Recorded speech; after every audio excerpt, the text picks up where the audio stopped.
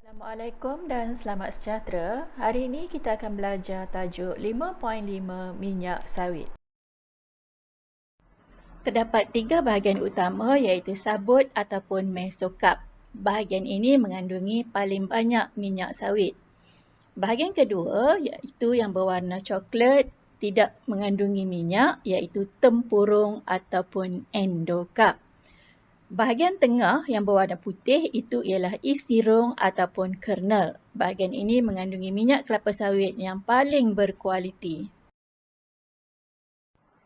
Terdapat 6 proses pengekstrakan iaitu pensterilan, yang kedua ialah penanggalan, yang ketiga ialah pencernaan, keempat pengekstrakan, kelima penurasan dan yang keenam ialah penulinan.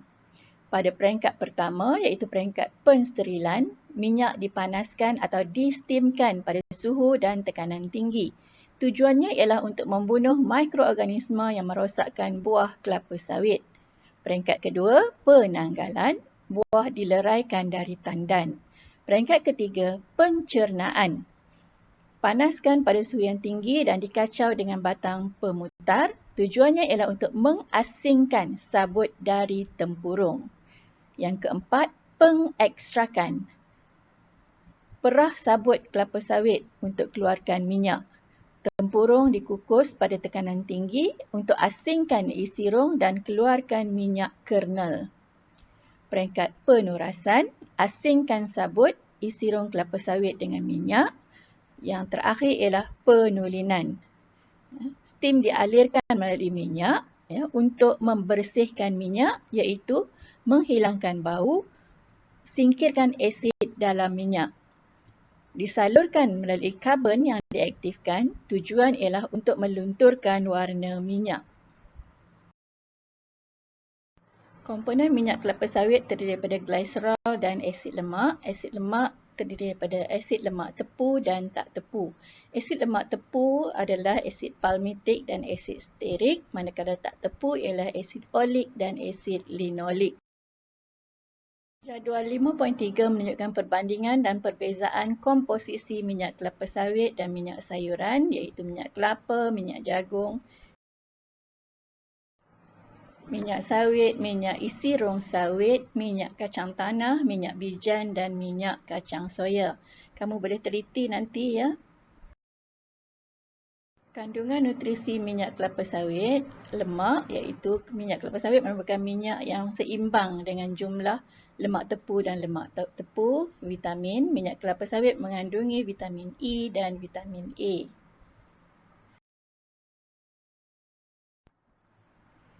Antioksidan, minyak sawit mengandungi bahan antioksidan seperti karotina dan vitamin E yang melambatkan atau menghentikan proses pengoksidaan. Bahan lain dalam minyak sawit iaitu yang terkandung kurang dari 1% ialah sterol, fosfatida, tritofenik, alkohol alipatik. Bahan ini menambah nilai nutrisi, kestabilan dan memudahkan penapisan minyak. Terdapat 3 sifat kimia minyak sawit iaitu pengoksidaan, hidrolisis dan pengesteran. Untuk pengoksidaan, apabila minyak kelapa sawit bercampur dengan oksigen, ia akan menghasilkan radikal bebas dan sebatian berbahaya yang akan menyebabkan bau tengik. Untuk hidrolisis pula berlaku apabila minyak sawit bercampur dengan air, dia akan menghasilkan gliserol dan asid lemak. Pengesteran pula berlaku apabila minyak sawit bercampur dengan alkohol, ia akan menghasilkan ester atau biodiesel minyak sawit. Seterusnya ialah proses pengemulsian.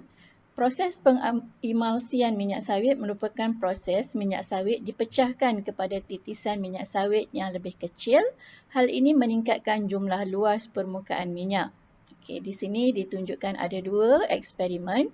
Yang pertama ialah minyak campur air dan yang kedua ialah minyak campur air dan juga diletakkan jus hempedu.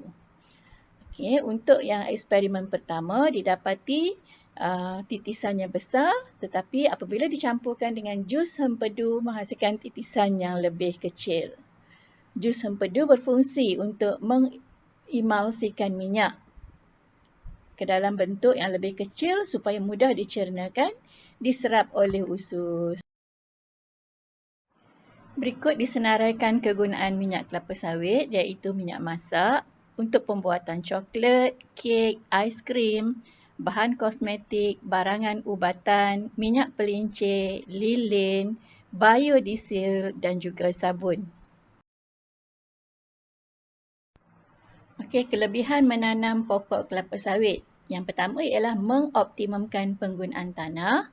Kedua, meningkatkan kualiti udara sebab pokok menyerap karbon dioksida. Yang ketiga, tiada sisa kelapa sawit ataupun zero waste.